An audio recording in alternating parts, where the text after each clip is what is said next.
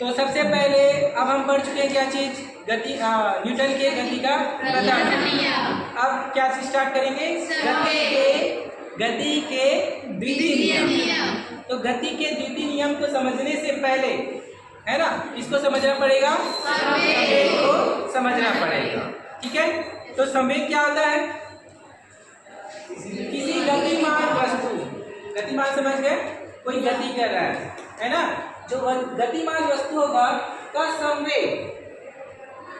संवेग उसमें निहित गति की मात्रा की माप है, गति की मात्रा की माप है।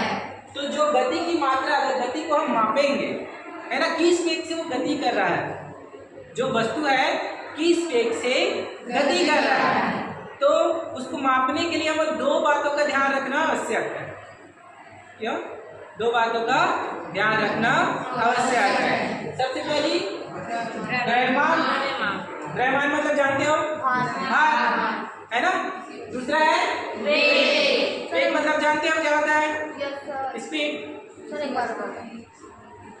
पहले तो इतना समझो कि गति किसी वस्तु, जो वस्तु है उसका संवेग, है ना, संवेग क्या होता है आगे पढ़ेंगे और नीचे में, लेकिन संवेग जो है दो कारकों पर निर्भर करेगा। जो उसका संवेग है दो कारकों पर निर्भर करेगा, यानी कि वस्तु की इस गति से वो गति कर रहा है, तो वो क्या चीज है, एक जो है द्रव्यमान। ये याद रखना है अभी फिलहाल के लिए, क्या याद रखना है, जो संवेग है, वस्तु का संवेग वो दो कारकों पर निर्भर करेगा, एक है द्रव्यमान, दूसरा है